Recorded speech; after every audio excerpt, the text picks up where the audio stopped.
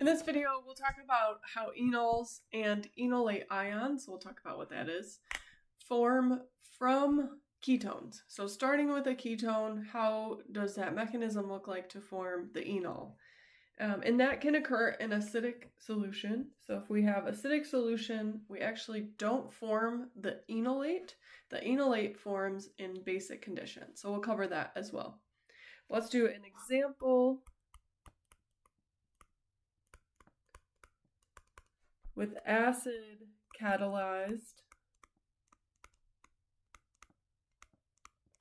We'll say enolization.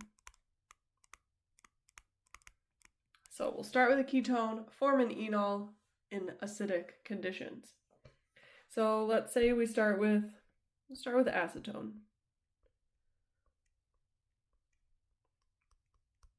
So we have our ketone. We're in acidic conditions.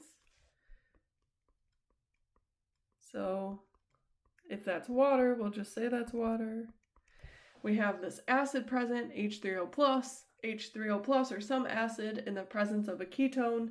First step is protonating carbonyl oxygen.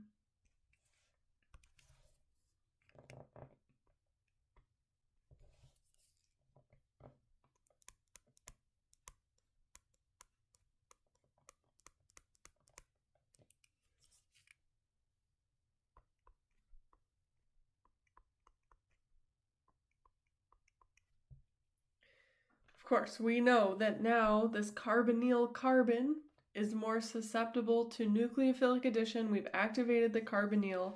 We can show that formally through resonance. So we'll show resonance in green here.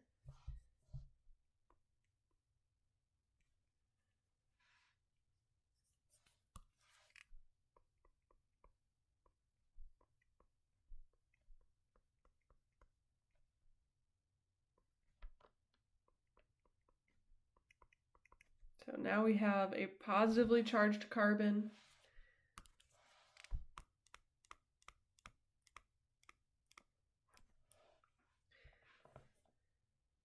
Now to form the enol, if we have water present in solution, instead of adding directly to that carbonyl carbon, that would give us a diol as the product. But the mechanism to form the enol involves one of the hydrogens in one of these CH3 groups. So the two CH3 groups are equivalent, so it doesn't matter which one you show. What happens here now is that water, neutral water, can deprotonate this carbon, and the electrons in the carbon to hydrogen bond will form a double bond between the two carbons.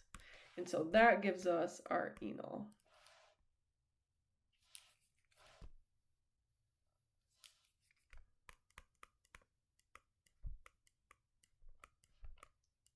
So we have our alcohol group here, and we have our carbon to carbon double bond. So here is our enol, starting with a ketone.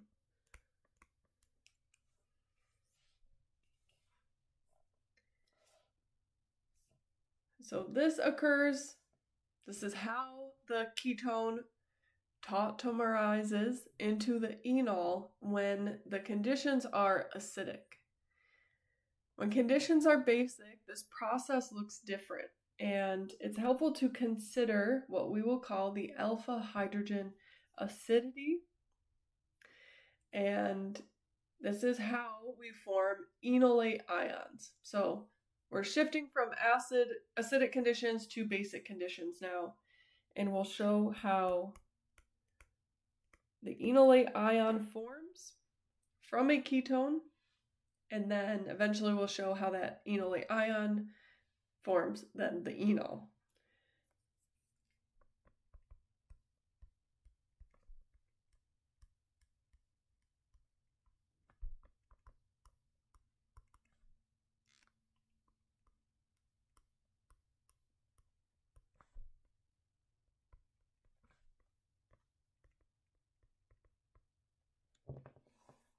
Okay, so we'll focus on the carbonyl alpha hydrogen acidity. So if we have a ketone,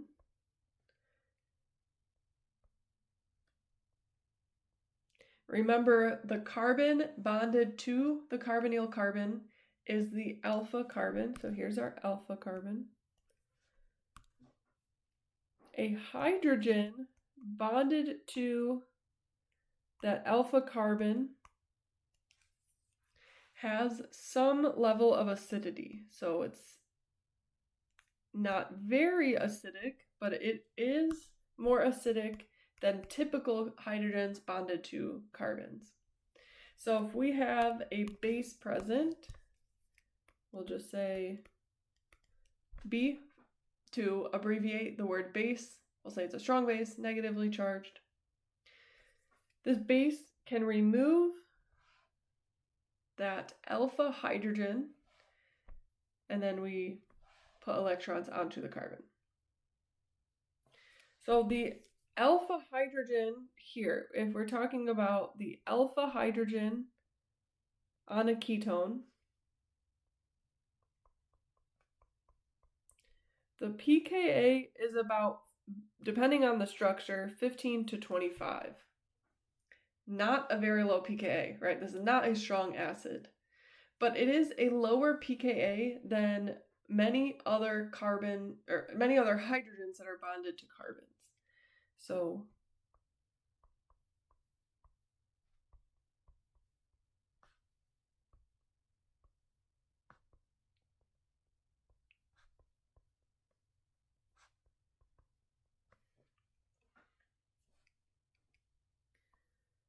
and we'll explain why. So due to ...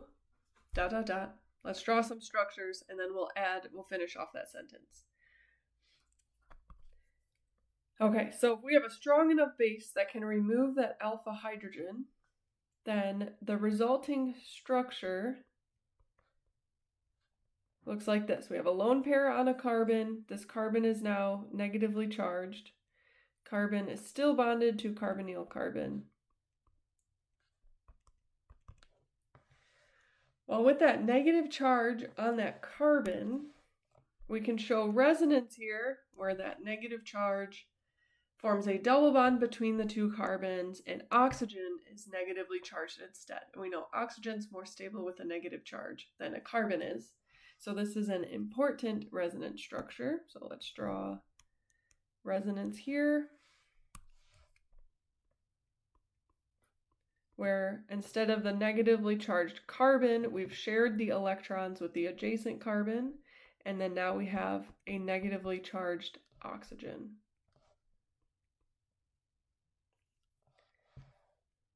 And this here is the enolate ion. So enol, because we have the carbon-to-carbon double bond and the oxygen, but enolate indicates that the oxygen is negatively charged. So this is the structure of the enolate ion. So the reason now, going back to that alpha hydrogen, why that alpha hydrogen has a pKa lower than many other hydrogens bonded to carbons, this is due to the resonance stabilization of the conjugate base.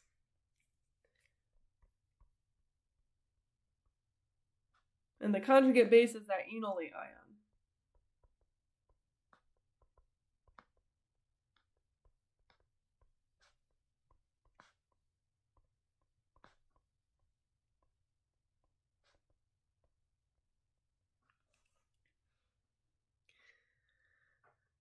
There's also another effect that causes this pKa to be lower, and this is the polarization or the polar effect.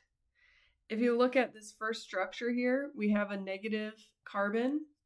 So this structure that I draw the arrow to, we have the negatively charged carbon, and remember carbonyl carbons have a partial positive charge. So having the formal negative, partial positive near each other, that's a stabilizing effect. So due to resonance stabilization of conjugate base and polar effect,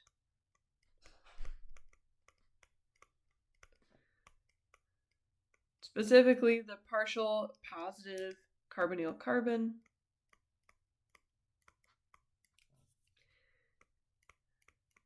Next to the carbon with electrons and the negative charge.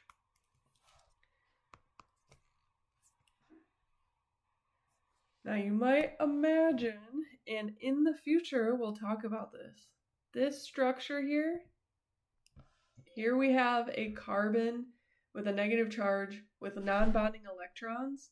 This is a nucleophilic carbon.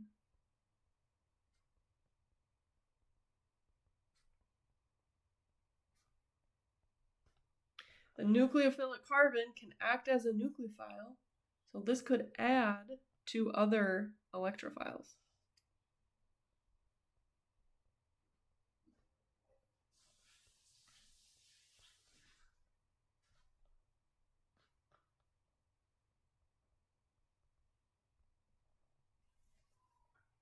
So we will come back to that in future videos.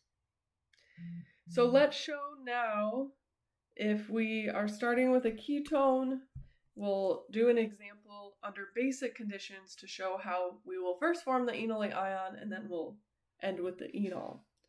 So here's another example.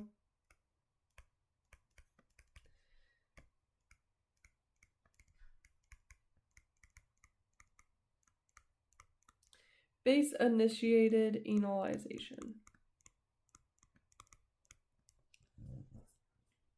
So remember earlier in this video, we did the acid-catalyzed enolization. We started with acetone as the ketone. We have acidic conditions, and we showed how the enol formed. So we'll start again with acetone.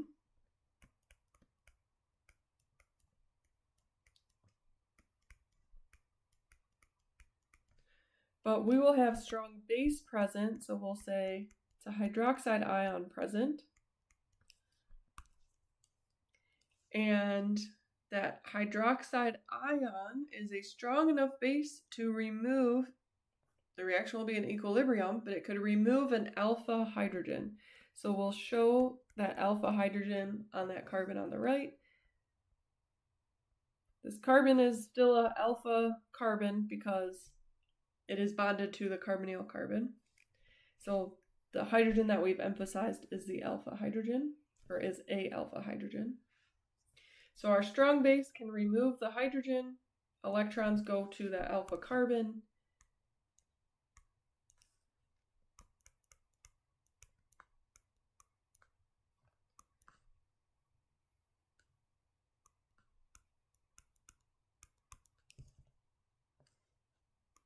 And we've generated one resonance form here of the enolate ion. We have a negatively charged carbon. This resonance form shows the electron density at the carbon. We'll draw a resonance again, same arrows as we did above. The negatively charged carbon can create a double bond between the two carbons, and we break that carbon to oxygen pi bond.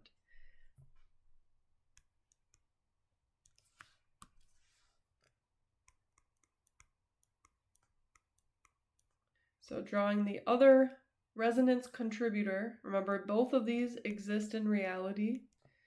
A hybrid is what the molecule exists as. One resonance structure shows the electron density at the carbon. The other structure shows electron density at the oxygen.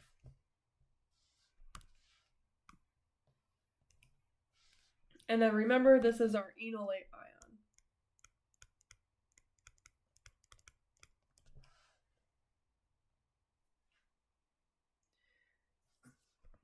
So if we're in basic conditions, the basic version of water, OH-, removes the hydrogen. Neutral version of water can then donate a proton, and we get our final enol form. So we formed the alcohol group. We have a carbon to carbon double bond, and carbon is bonded to 2 R groups. So in basic conditions, if we're starting with a ketone, we form an enolate ion, which has a nucleophilic carbon. We have acidic conditions, which we showed first. Then we don't form the enolate ion, but we do still form the enol through that acid catalyzed mechanism there.